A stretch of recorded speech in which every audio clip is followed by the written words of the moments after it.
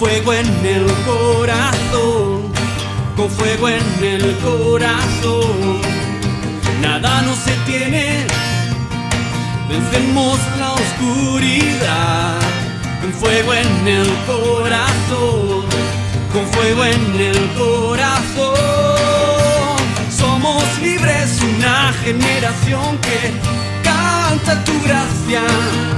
Tú eres aquel en quien nos movemos, tuya es la gloria. Hay fuego que arde en el corazón, que nunca se apagará. Somos libres, tuya es la gloria.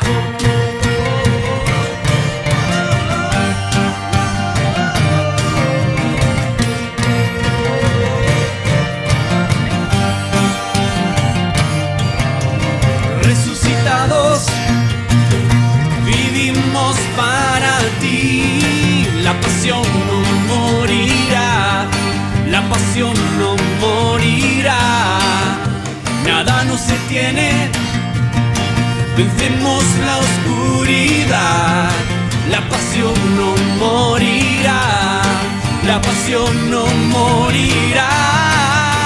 Somos libres, una generación que canta tu gracia. Tú eres aquel en quien nos movemos, tuya es la gloria. Hay fuego que arde en el corazón, que nunca se apagará. Somos libres, tuya es la gloria.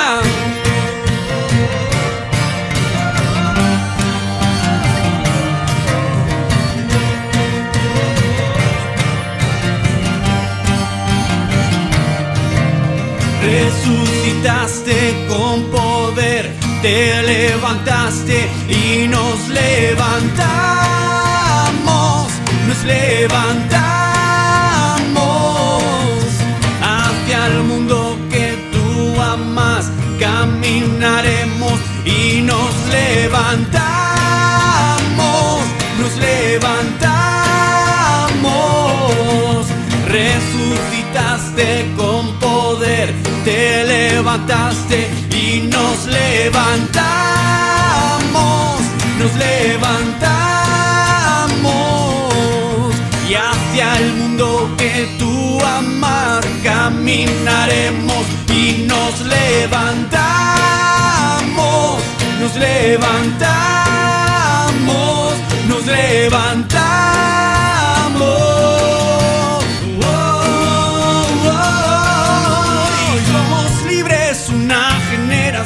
Que canta tu gracia. Tú eres aquel en quien nos movemos, tuya es la gloria. Somos libres, una generación que canta tu gracia. Y tú eres aquel en quien nos movemos, tuya es la gloria. Hay fuego que arde en el corazón, que nunca se apagará. Y hay fuego que arde en el corazón, que nunca se apagará. Hay fuego que arde en el corazón, que nunca se apagará. Y hay un fuego que arde en el corazón, que nunca se apagará. Y somos libres, tuya es la gloria.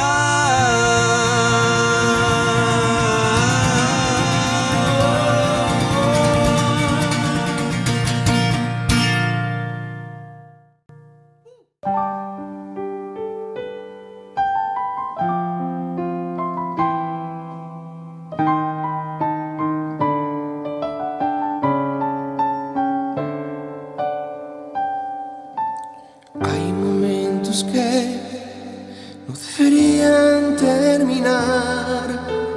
Hay segundos que tendrán que ser eternidad. Cuando tu espíritu, Señor, se toca con el mío y mi corazón estalla en adoración. Te amo, mi Señor. Se acaban las palabras, solo me queda mi alma para cantarte. Te adoro, mi Señor, no hay nada alrededor, solo estamos tú y yo,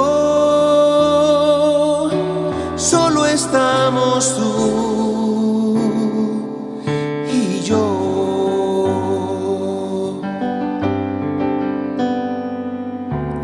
Hay momentos que no deberían terminar, hay segundos que tendrán que ser eternidad, cuando tu Espíritu, Señor, se toca con el mío y mi corazón estalla en adoración.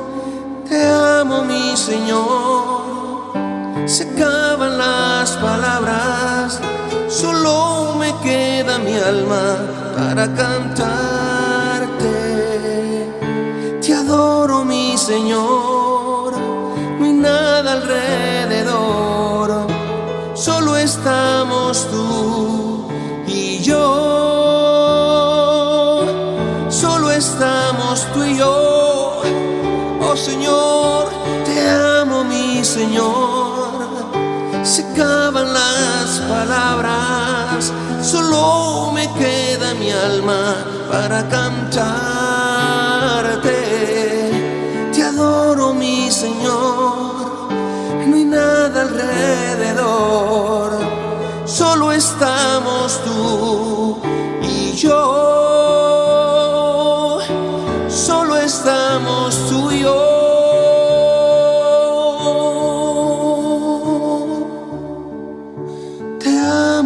Señor, se acaban las palabras, solo me queda mi alma para cantarte.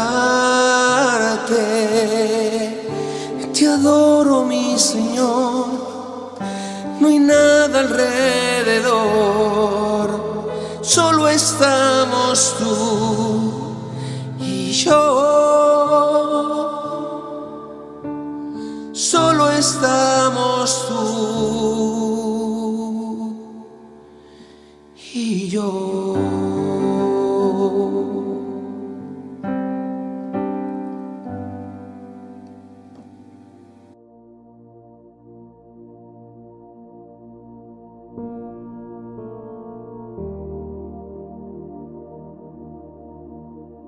No hay nada que Dios no pueda hacer. Eso es lo que hemos cantado y lo que hemos proclamado. Y lo proclamamos y lo cantamos, ¿sabéis por qué? Porque lo creemos. Tenemos un Dios que para Él no hay nada imposible. Cuando el ángel se le apareció a María, le dijo, para Dios no hay nada imposible. Vas a tener un bebé sin conocer varón. Y si ese milagro se pudo hacer, el milagro de encarnarse, ese milagro de encarnarse completamente, ¿qué puede haber difícil para Dios? Oh, el brazo de Dios tiene todo poder y no hay nada imposible para Él. Dice la Biblia, no hay nada difícil para mí, no hay nada difícil para Dios. Y es una canción que cantábamos antes. Voy a tener que hablar con el grupo de alabanza para que recuperen esas canciones de las viejas. Y sobre todo no hay nada difícil y nada imposible en un tiempo que estamos viviendo, en este momento donde la Iglesia en general, no solo nuestra Iglesia de Lugo, sino toda la Iglesia en España y en todo el mundo, está frente a un desafío de algo completamente desconocido. Frente al nuevo desafío que la sociedad presenta, ¿qué podemos hacer? ¿Cómo lo vamos a afrontar? ¿Cómo va a ser la Iglesia? Se pregunta todo el mundo del futuro inmediato, de la Iglesia del COVID-19 o la Iglesia post-pandemia. ¿Cómo nos reuniremos? Hay circunstancias, como visteis en el vídeo anterior, de que hay que poner mascarillas, de que tenemos que mantener una distancia social, al menos hasta que no aparezca una vacuna. Yo quiero llevaros, porque a veces nos olvidamos y miramos tanto al futuro que nos olvidamos de ver dónde están nuestras raíces, y nuestras raíces nos van a ayudar de una forma sin duda ineludible a proyectar el futuro. Te invito a que vengas conmigo al libro de Hechos, capítulo 2. El libro de Hechos capítulo 2 narra el día de Pentecostés, que por cierto, el domingo que viene es el domingo de Pentecostés y lo vamos a celebrar de una forma, con una palabra especial. Pero fíjate justo lo que ocurre tras la venida del Espíritu Santo. Allá en el capítulo 42, verso 41 al 47 dice así: así que los que recibieron su palabra fueron bautizados. Fíjate, recibieron la palabra. Ese era un concepto que no era muy conocido para los judíos. Uno podía recibir a Dios, podía recibir a un hermano, pero recibir la palabra. Entonces, esos que reciben la palabra tienen una transformación, que la vamos a ver ahora, y se bautizan, y fueron bautizados. Y se añadieron aquel día como 3.000 personas. Pasan de ser un grupo de 120 personas a un grupo de 3.000, un crecimiento exponencial gigantesco. Verso 42. Y perseveraban en la doctrina de los apóstoles, en la comunión unos con los otros, y en el partimiento del pan y en las oraciones. Y sobrevino temor a toda persona, y muchas maravillas y señales eran hechas por los apóstoles. Todos los que habían creído estaban juntos y tenían en común todas las cosas, y vendían sus propiedades y sus bienes y los repartían a todos según la necesidad de cada uno. Y perseverando unánimes cada día en el templo y partiendo el pan en las casas, comían juntos con alegría y sencillez de corazón, alabando a Dios y teniendo favor con todo el pueblo. Y el Señor añadía cada día a la iglesia los que habían de ser salvos. Uno lee esto y ve lo que es la vida de los primeros cristianos. Ahora yo me pregunto, ¿por qué lo hacían? ¿Por qué hacían esto? ¿Por qué celebraban de esta manera? Porque eso era una cuestión no cultural para ellos. Los judíos se juntaban todos y celebraban juntos solo 3 veces al año, en las fiestas más famosas donde se juntaban, una de ellas aquí en Pentecostés. Pero después cada uno se iba a su lugar, podía visitar la sinagoga y llevaba su vida, pero solo 3 veces al año se encontraban en la Pascua, en Pentecostés y en la fiesta de las enramadas, que se llama. Entonces, ¿por qué lo hacían? Ellos tenían una visión de Dios, tenían un concepto de Dios que les llevó a tener esto. Una iglesia, este estilo de vida, una iglesia, sea cual sea, necesita una visión. Sin visión el pueblo perece, dice la palabra de Dios. Y el asunto no es que nosotros tengamos una visión, sino el asunto es ¿qué visión tiene Dios de nosotros? Es decir, ¿por qué Dios nos hizo iglesia? ¿Por qué Dios nos construyó tal y como nos construyó? Y esto es lo que yo quiero llevaros en esta mañana en un primer punto. Quiero que me acompañéis a Apocalipsis 7:9. Apocalipsis 7:9 es un libro muy bonito de leer, muy pastoral en muchas cosas, y dice así, fíjate, una visión final del cielo, una visión final, dice: después de esto miré y aquí una gran multitud, la cual nadie podía contar. Es decir, ya define que es gran multitud y ahora la vuelve a definir, dice que numéricamente no se podía contar, era incontable, nadie podía contar. De todas las naciones y tribus, de todos los pueblos y lenguas, que estaban delante del trono y en la presencia del Cordero, vestidos de ropas blancas y con palmas en las manos, y clamaban a gran voz, verso 10, diciendo: la salvación pertenece a nuestro Dios, que está sentado en el trono y al Cordero. Y todos los ángeles estaban en pie alrededor del trono y de los ancianos y de los 4 seres vivientes, y se postraron delante sus rostros delante del trono y adoraron a Dios diciendo: amén, la bendición y la gloria y la sabiduría y la acción de gracias y la honra y el poder y la fortaleza sean a nuestro Dios por los siglos de los siglos. Amén. Fíjate, se nos da en Apocalipsis una visión final de la historia, donde gente de todo pueblo, de toda lengua, de toda nación va a estar dando ¿qué? Gloria a Dios. Va a estar glorificando a Dios en todo lo que hacen, dando gloria a Dios con sus palabras, con sus hechos, en todo. Nosotros no estamos aquí para nuestra propia visión. Dios tiene una visión que nos muestra aquí. Es decir, ¿cómo? ¿Y qué nos define esto? Que hay una gran multitud. ¿Qué está haciendo esa gran multitud? Dice que adorando a Dios. ¿Y cómo es esa gran multitud? Solo se dice de ella que es incontable. Nadie la puede contar. ¿Y por qué Dios tiene esa gran multitud? Porque Dios ama a las personas. De tal manera amó Dios al mundo, ¿verdad?, que dio a su único Hijo para que todo aquel que en él cree no se pierda, mas tenga vida eterna. De tal manera Dios ama a la gente que no le conoce, que da a su Hijo para que esa multitud que todavía no está llena, esa multitud que todavía no se completó, pueda completarse. Y Él nos invita a participar en la visión de completar la multitud. Él nos invita a participar en la visión de cosechar gente de toda tribu, de toda lengua, de toda nación. ¿Para qué? Para poder llenar el cielo de gente. Ese es el reto y esa es la visión. Y esa es la razón por la cual existe la iglesia. ¿Por qué existe la iglesia? ¿Por qué? Es decir, ¿cuál es la razón de existencia de la iglesia? Pues la razón de existencia de la iglesia no somos nosotros, es lo que Dios nos dice, que es la gran multitud. ¿Y qué debemos hacer? Es decir, ¿en qué consiste la vida de la iglesia? ¿Cómo se desarrolla la vida de la iglesia? ¿Cuál es la tarea de una iglesia? La tarea de una iglesia está definida muy sencillamente en Mateo 20, quiero que me acompañes a Mateo 22, versos del 36 al 39. Y ahí se nos dan dos razones y después en Mateo 28 una tercera razón de qué consiste la tarea de ser iglesia. Mateo 22, 36 al 39 dice así: Maestro, ¿cuál es el gran mandamiento de la ley? Jesús le dijo: amarás al Señor tu Dios con todo tu corazón y con toda tu alma y con toda tu mente. Este es el primero y grande mandamiento. Y el segundo es semejante a este: amarás a tu prójimo como a ti mismo. Estos dos mandamientos depende toda la ley y los profetas. Lo que está diciendo, mira, todo se resume, toda la ley, todos los profetas, toda la Biblia se resume en que ames a Dios sobre todas las cosas, con toda tu mente, con todas tus fuerzas, y a tu prójimo como a ti mismo. Entonces, ¿qué debemos nosotros? Es decir, ¿cuál es la tarea de la iglesia? La tarea de la iglesia es amar a Dios.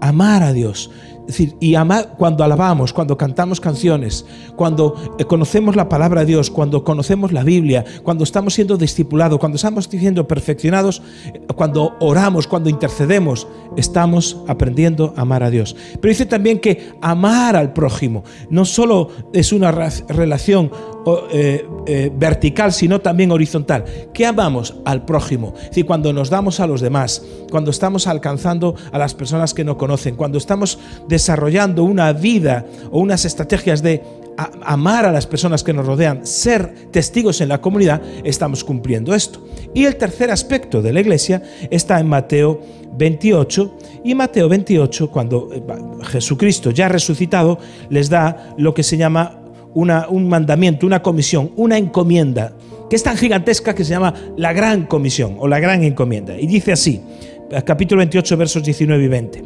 Por tanto, id y haced discípulos a todas las naciones, bautizándolos en nombre del Padre, del Hijo y del Espíritu Santo, enseñándoles que guarden todas las cosas que os he mandado, y aquí yo estoy con vosotros todos los días hasta el fin del mundo.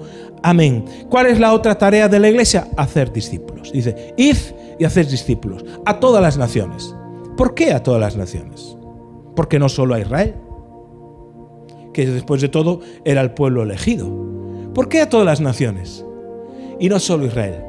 Porque en la fotografía final que hemos visto de Apocalipsis 9, el porqué de la iglesia nos dice que hay gente de todas las naciones. Entonces, como ahí hay gente de todas las naciones, Jesucristo nos invita a ir a predicar a gente de todas las naciones, de todos los lugares. Entonces, ¿qué tenemos que hacer? ¿Qué? Discípulos de esas personas. ¿Y qué es un discípulo? Un discípulo es una persona a la cual se le enseñó obedecer todas las cosas que Jesús enseñó. ¿Y qué son todas las cosas que Jesús enseñó? Os estoy liando mucho en esta mañana, ¿verdad? ¿Qué son todas las cosas que Jesús enseñó? Básicamente se resumen en dos: en amar a Dios y amar al prójimo. ¿Qué es un discípulo? Una persona que ama a Dios, ama al prójimo y a su vez hace discípulos. No se concibe un discípulo que no hace discípulos. Eso no existe en la Biblia. Entonces, si tú te llamas discípulo, tienes que estar involucrado vitalmente en el desarrollo de otro discípulo. Tú has aprendido a amar a Dios y has aprendido a amar al prójimo, y ahora estás desarrollando todo lo que tú has recibido en la vida de otra persona, que a su vez enseñará a otra persona, que a su vez enseñará a otra persona, y por eso estamos tú y yo aquí. Porque hubo gente que estuvo haciendo discípulos de forma continua, una generación tras otra generación, continuamente. Entonces, aquí hay un principio en Hechos capítulo 2, verso del 41 al 47, es un principio donde vemos cómo vivían la vida cristiana. Y entonces esa vida cristiana la vemos viviéndose de una forma extraordinaria. Decían que compartían todas las cosas, dice que oraban todos los días en el templo, en las casas, que tenían comunión unos con otros, que partían el pan, no como hacemos nosotros ahora, que hemos convertido el partimiento del pan en un rito religioso, sino que comían en las casas, y comiendo en las casas, cada vez que comían y se invitaban unos a otros, partían el pan tal y como Jesucristo y tomaban el vino tal y como Jesucristo enseñó que debían de hacer.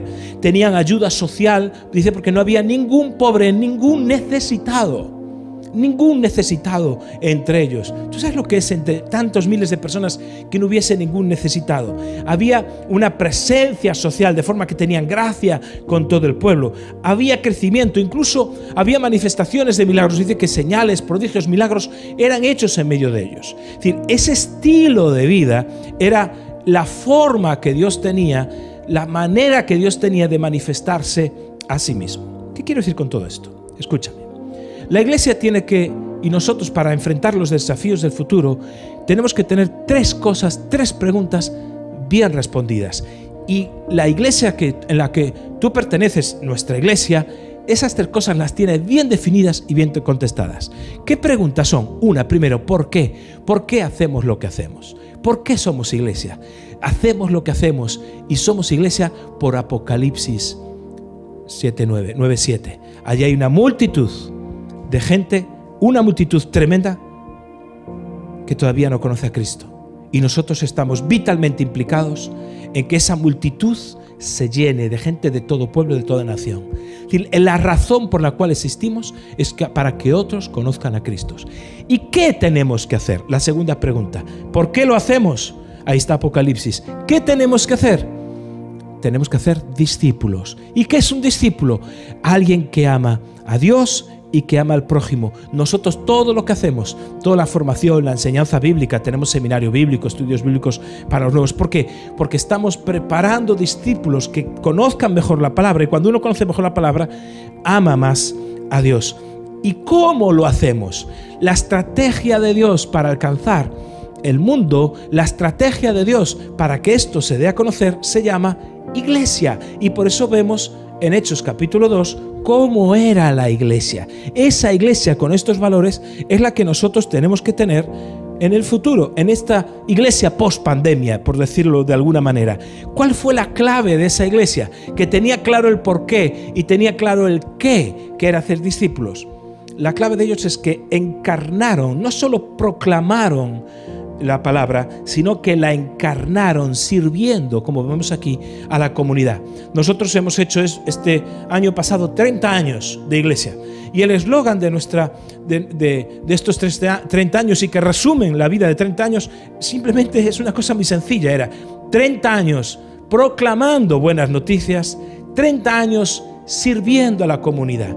¿Qué es servir a la comunidad y proclamar buenas noticias? Eso se llama encarnar. El plan de Dios para salvar a la humanidad fue que Él se encarnó, se hizo carne.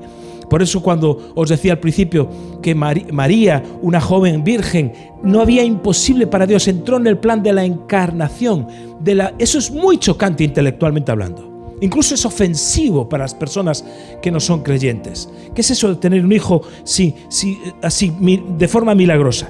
Ahora, en la encarnación, cuando Dios se hace carne, se identifica con nosotros en todo, en nuestras tentaciones, en nuestros sufrimientos, incluso en nuestra muerte. Porque Él también murió y después resucitó. Es decir, la encarnación es el modelo que tenemos que llevar como Iglesia, ¿verdad?, para estar presentes en la comunidad y en la sociedad. Entonces, Jesús nos envía como el Padre le envió a Él. Ahora, la encarnación requiere identificación sin confusión. Y esto es un punto que quiero aclarar. La identificación requiere contacto con la gente, requiere que estemos presentes como iglesia, como leíamos aquí en Hechos capítulo 2, que la gente tenía gracia con el pueblo. Pero sin confusión significa que no asumimos sus valores, no asumimos sus pecados. Porque la confusión, yo he visto que muchos hermanos entran en una identificación con confusión. ¿Qué quiere decir eso? que se funden tanto con el medio en el que están, entran tanto en la dinámica de contacto con el medio, que dejan de ser buenas noticias. Son exactamente iguales a los que les rodean y pierden el efecto de contraste. Ya no son una comunidad de contraste. Y nosotros estamos llamados a ser una comunidad de contraste, donde si hay negro fuera, nosotros tenemos un blanco. Si hay blanco, nosotros somos un negro. Es decir, hay un contraste.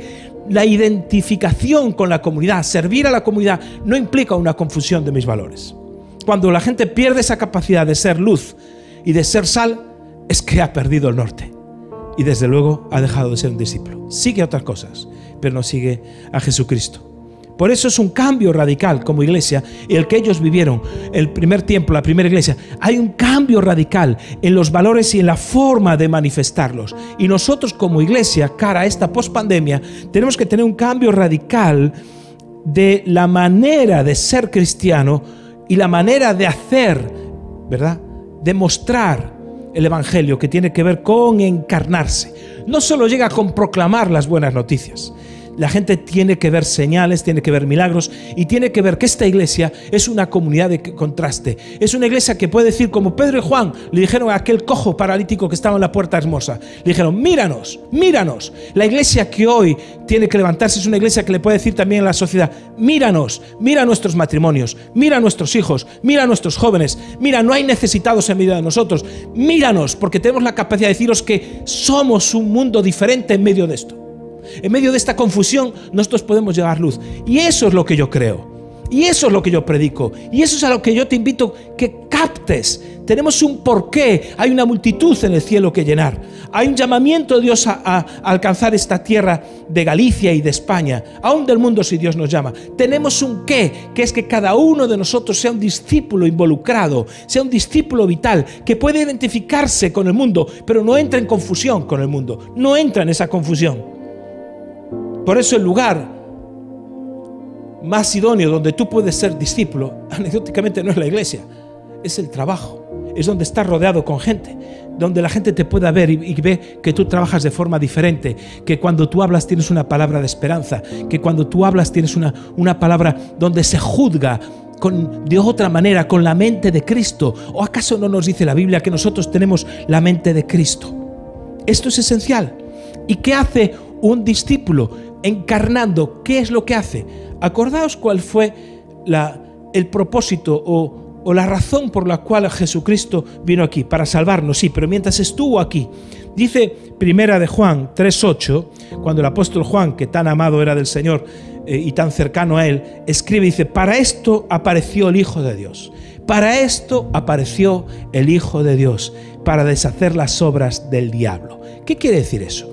Quiere decir que allí donde está el pecado, allí donde está el efecto del pecado, donde está el efecto de la maldad, ¿dónde está el efecto del pecado en mi comunidad?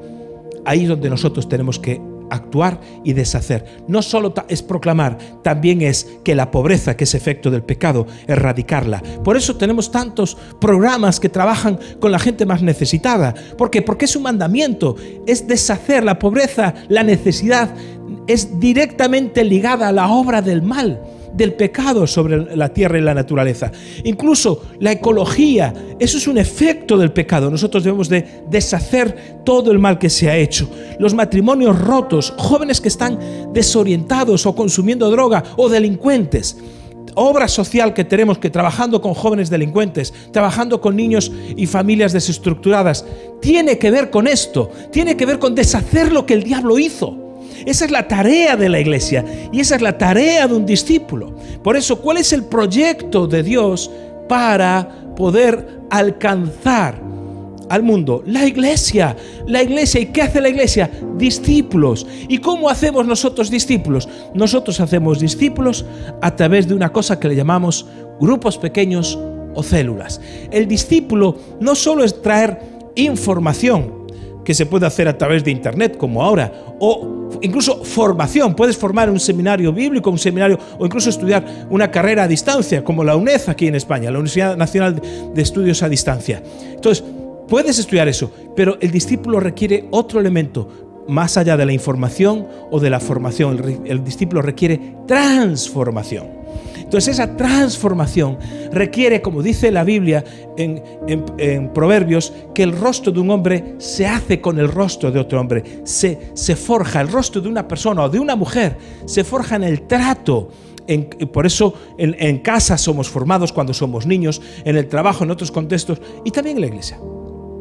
Necesitamos de hermanos y hermanas. En un contexto grande, donde visitas una iglesia, cualquiera que sea, donde hay 300 o 400 personas, ¿qué tipo de transformación puedes tener si no hay roce con las personas? Por eso nosotros tenemos grupos pequeños al cual te invitamos a que asistas y seas parte. Es esencial que seas parte de un grupo pequeño, porque si eres parte de un grupo pequeño, entonces serás parte del porqué de esta iglesia.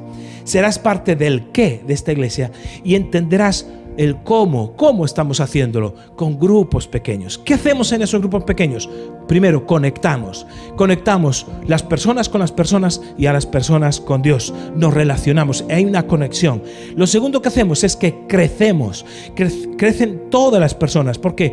Porque vamos aprendiendo unos de otros, estamos teniendo más responsabilidades, pero no solo eso, sino que también compartimos nuestras vidas. No es compartir. La célula o grupo pequeño no se trata de asistir a una reunión. La reunión es un evento que ocurre durante la semana y dura una hora y pico. Se comparte la vida, se va al cine juntos, se va a un gimnasio o se va a comer cuando se pueda, lógicamente. Se comparte la vida, se comparte vida. Y finalmente, ¿qué hacemos? La otra C, conquistamos, ¿verdad? Conquistamos terreno al enemigo. Por eso Dios nos ha mostrado el porqué, Dios nos ha mostrado el qué y Dios nos ha mostrado el cómo. No puedes estar fuera del cómo de Dios para nuestra iglesia. Por eso nosotros conectamos, crecemos, compartimos y conquistamos en esta visión que Dios nos dio de las células y a la cual te animamos que seas parte. ¿Qué ocurre? Que hay gente que confunde y contesta mal el porqué. Entonces, cuando una persona contesta mal el porqué de su vida o de su proyecto, va a ir mal. Pasa a nivel normal de la sociedad. Si una persona contesta mal el porqué de su negocio, no va a vender. Aunque tenga el buen producto y sepa cómo hacerlo, pero no sabe cómo conectar. Porque las personas no están detrás de un qué, están detrás de un porqué, de una visión que les dé sentido a su vida, una visión que dé totalmente sentido. Por eso la estrategia de Dios para alcanzar un mundo que está perdido y desorientado es la iglesia. Y la iglesia existe para que la misión de Dios se cumpla. No es que la iglesia tiene una misión, sino que el Dios de la misión tiene una iglesia. La misión de Dios, que es amar al mundo, hace que exista una iglesia para que el mundo sea alcanzado. ¿Cuál es el problema? Que como otros confunden el porqué, hay personas que se han equivocado, han hecho de la iglesia el porqué de su vida. Es decir, han hecho de la iglesia un fin en sí mismo. Y eso es un error. La iglesia no es un fin en sí mismo. Es decir, y por eso hay muchas personas que todo el talento lo vuelcan en la iglesia, todo el dinero, todo su esfuerzo. No, eso es un error. Es el mundo el que necesita todo nuestro talento, todos nuestros recursos humanos, económicos, los que fuesen. El mundo. ¿Por qué? Porque hay una multitud incontable que todavía no conoce a Jesucristo. Miles de millones en el mundo que todavía no conocen a Jesucristo. Frente a los 2.000 millones nominales de cristianos que hay, nominales, hay 5.000 millones. Algunos conocen lo que es la Coca-Cola y no saben lo que es Jesucristo. Nunca oyeron hablar de Él. Yo me acuerdo una vez, aquí mismo en España, hablando con una persona, una mujer, en una cafetería, me decía, no, Jesús, ¿nunca has oído hablar de Jesús? Extranjera, de corte musulmán. Decía, no. ¿Pero nunca escuchaste hablar de Jesús? No. ¿Sabes lo que es la iglesia y tal? Sí, una iglesia. Y mi hijo va a hacer allí unas actividades, una iglesia católica. ¿Y tú no sabes quién es Jesús? Dijo, no. Y estábamos en Málaga. Es decir, gente que nunca ha hablado ya de Jesús. Imagínate estos países musulmanes, cómo está esa situación. La iglesia no existe para sí misma. Es decir, la iglesia existe y vemos en esta fotografía de principios del principio de la iglesia, esa fotografía de cómo se vive esa iglesia, porque hay parten el pan, ora, se reúnen, suplen las necesidades, enseñan doctrina, dice que perseveraban, la palabra es perseveraban. Fíjate que dice que perseveraban en la doctrina, en la comunión, perseveraban cada día en el templo, partiendo el pan, comían juntos, alababan a Dios. Es decir, la gente era muy implicada en su vida espiritual. Es decir, la vida espiritual de ellos no era un añadido que tienen a la vida normal, ¿verdad? Bueno, le voy a dar un cacho de mi vida a Dios, un pedazo de mi vida a Dios, pero mi vida es esta. Y no, ellos dicen que eso lo englobaba todo, perseverando en ese estilo de vida. Y eso es iglesia. Y tenían gracia para con el pueblo, y aún había milagros y había señales, eran sal, eran luz, y eso es iglesia. Pero fíjate, quiero que te quede esto, porque decía que la iglesia de Dios no tiene una misión, sino que el Dios de la misión tiene una iglesia. El objetivo de la iglesia, aunque vemos aquí comunión, vemos relaciones, vemos doctrina y vemos alabanza, el objetivo de la iglesia no es alabar a Dios. El objetivo de la iglesia no es tener comunión, que tú tengas comunión con los hermanos. El objetivo de la meta no es de la iglesia no es tener una buena doctrina y crecer doctrinalmente. Todas esas cosas son fruto de la vida de la iglesia. Todas esas cosas son fruto. Ni siquiera el objetivo de la iglesia son los milagros. Esas cosas son fruto. La meta de la iglesia es la misión. Siempre cuento el ejemplo de que, imagínate, para que lo entiendas bien, y estoy terminando. Imagínate que una persona, un amigo tuyo, te dice, me voy a alistar en el ejército. Y dice, sí, ¿y por qué? Porque he escuchado que se hacen muy buenos amigos. Sí, pues es verdad. Se hacen buenos amigos en el ejército, porque en el momento de la batalla estás hombro con otra persona que tiene que defender tu vida y en la tuya, y entonces ahí se estrechan y convives una serie de cosas que se estrechan lazos de amistad que duran toda la vida. Otro te puede decir, sí, no, voy al ejército, ¿y por qué? Pues como que bien desfilan y qué trajes más bonitos. Y la música militar, me encanta, las celebraciones que hacen. Oye, es cierto que hay música militar y que se desfila y hay celebraciones de la victoria. Pero señores, el objetivo del ejército no es hacer amigos. El objetivo del ejército no es la celebración. El objetivo del ejército tiene que ver con la defensa de una nación. La defensa. Y a lo mejor hay que entrar en guerra. Las celebraciones y las amistades son fruto, consecuencia de una meta superior que tiene que ver con la defensa de un territorio. Igual es con la iglesia. El objetivo de la iglesia no es la amistad, el objetivo de la iglesia no es la celebración, el objetivo de la iglesia no es nada de eso. El objetivo de la iglesia es una misión que tenemos que acabar y que tenemos que tener. Esa es la meta de la iglesia. Y para eso necesitamos hacer ¿qué? Discípulos, hombres y mujeres que amen a Dios y que amen al prójimo y que estén haciendo discípulos. ¿Para qué? ¿Por qué? Porque al final del tiempo, la causa de la misión, en realidad es Apocalipsis, no es el fruto, no es el final, es la causa. Al final del tiempo estamos viendo una multitud incontable que da gloria a Dios. Y dirás tú, ¿y qué es eso de dar gloria a Dios? ¿Cantar? No. ¿Qué es eso de glorificar a Dios? ¿Levantar las manos y aplaudir? No, eso es una manera de alabar.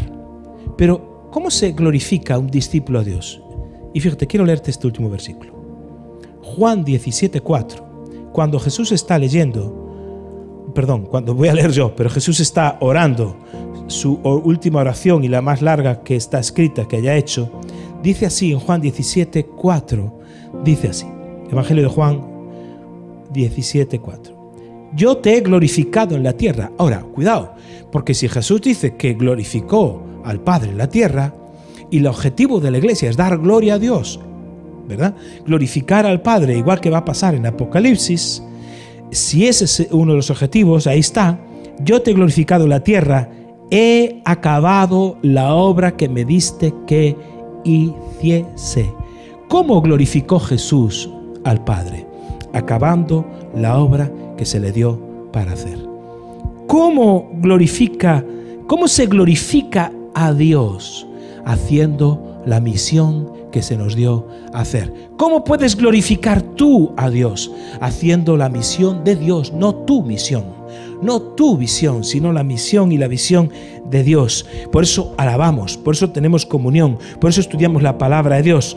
Pero esa no es nuestra misión. Eso nos forma, nos prepara como discípulos para hacer la misión de Dios, que es ganar a otros para Cristo y llenar esa multitud. El objetivo es llenar esa multitud. ¿Y qué tenemos que hacer nosotros? Acabar la obra. ¿Por qué lo hacemos? Eso está claro.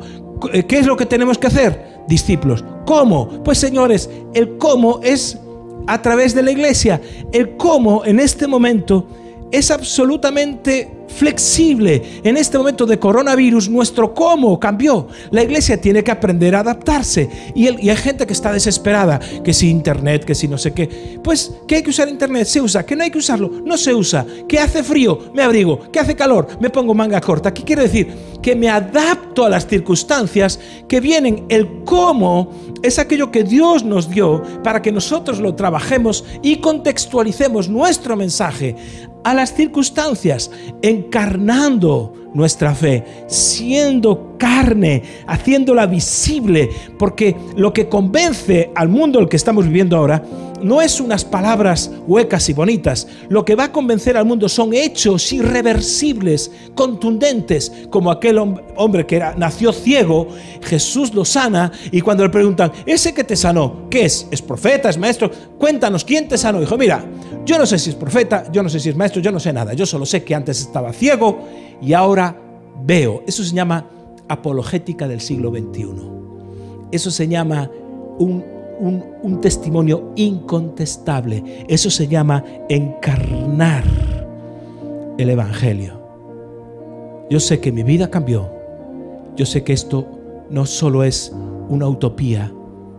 Podemos traer a nuestras ciudades, podemos traer a nuestra ciudad de Lugo una comunidad de contraste que viva de tal forma la fe, que sea tan atractiva como un imán que atrae en un mundo precisamente donde ahora está faltando la esperanza.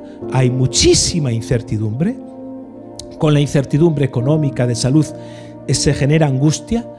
¿Quién mejor que nosotros para decirle al mundo, aquí tenéis esta comunidad, como la de Hechos capítulo 2? Aquí estamos. Aquí estamos. Y tú puedes ser parte de esa comunidad. Esta es una invitación a los que no sois parte, a que seáis parte. Pero es una invitación a aquellos que ya sois creyentes, a que vuestra vida se vincule vitalmente con la misión de Dios. El cómo nuestro es a través de los grupos pequeños, las células. Si no estás asistiendo a alguna célula, por favor, en el nombre de Cristo te lo pido encarecidamente, no te quedes desconectado del plan de Dios para nuestra congregación. Sé parte de ella y tú sabes cómo hacerlo. Pero antes, antes tienes que decidir en tu corazón que vas a ser un discípulo. Yo te quiero invitar en esta hora a que hagas esa decisión en tu corazón. Una decisión de decir, sí Señor, yo voy a asumir el porqué. Yo voy a hacer que tu visión, tu misión para el mundo sea la mía. Yo voy a también asumir el qué. Voy a dedicar mi vida a amar a Dios, amar al prójimo y hacer discípulos. Y Señor, yo voy a entrar en el cómo, la forma que tú nos has revelado en este tiempo. Dentro de otro tiempo será de otra manera, porque el cómo es adaptativo. Pero yo voy a entrar en el cómo que tú nos has dado para alcanzar a la tierra, para alcanzar a la comunidad en la cual estoy. Y también quiero hacer una oración. Bueno, esta es una invitación para los que ya sois creyentes, pero quiero orar de forma especial por aquellos que a lo mejor nos estáis escuchando o me estáis escuchando y nunca antes te planteaste un Dios de esta forma, un Dios que tiene una misión, un Dios que me ama, un Dios que dio a su Hijo para buscarme a mí. Sí, un Dios que te está dando la oportunidad de volver a su casa, de la cual estabas perdido y ni lo sabías. Un Dios que te está llamando a ti personalmente y te está dando la oportunidad de perdonar todos tus pecados para que no vayas en un camino derecho a la perdición. No solo la eterna, sino también la actual. Es un Dios que te está diciendo, ven. Es un Dios que está llamando a tu puerta. es un Dios que te está dando esta oportunidad. ¿Quisieras hacer conmigo esta oración? Yo te invito a que allí donde estás escuchando hagas una oración. ¿Y cómo es eso de orar? Es hablar con Dios. Simplemente es hablar con Dios. Y le digas a Jesucristo, nuestro Señor, que perdone todos tus pecados y te dé la capacidad de comenzar de nuevo y te haga un discípulo que vivas para la misión de Él. Repite conmigo esta oración. Señor Jesús, te pido perdón por todos mis pecados. Señor Jesús, tú conoces mi vida desde que nací. Conoces todas mis circunstancias, los momentos de alegría, pero también conoces mis momentos de sufrimiento. Hoy vengo a ti, igual que aquellos que recibieron la palabra. Yo hoy recibo la palabra de fe, recibo el perdón de mis pecados y recibo una nueva vida. Declaro que las cosas viejas pasaron y aquí todas son hechas nuevas. Gracias por la nueva vida. Gracias por la vida eterna. Gracias por la misión que traes a mi vida. En tu nombre, Jesús, se lo pido al Padre. Amén. Si has dicho amén, significa que así sea.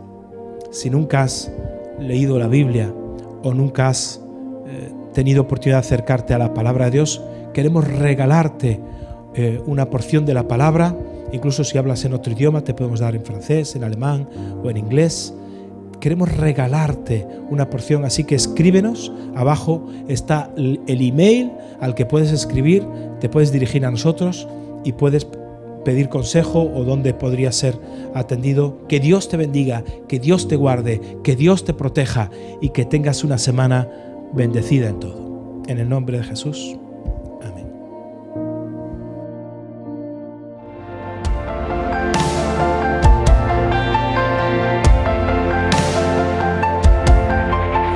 Aunque pase el tiempo, sé que tu promesa cumplirás. Nada en ti se perderá. Esa es mi seguridad.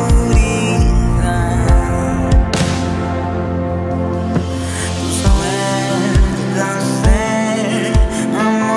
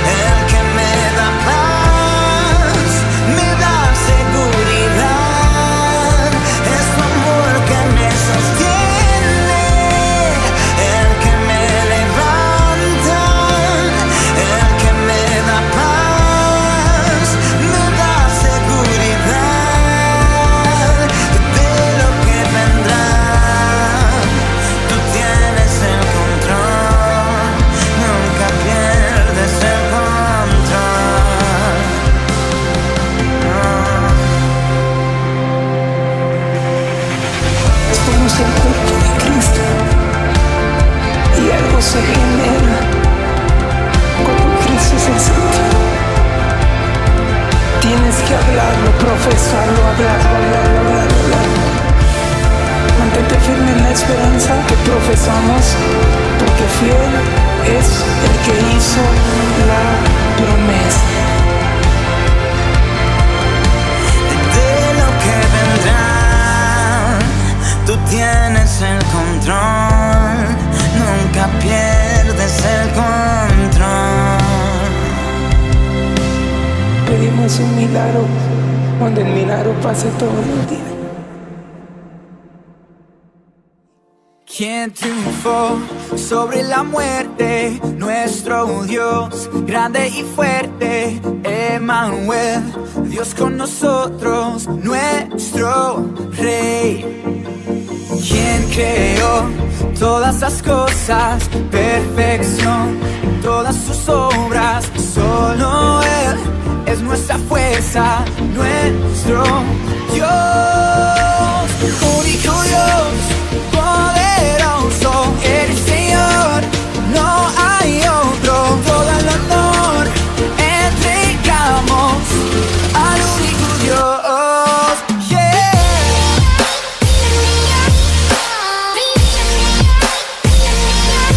Oh, oh, oh.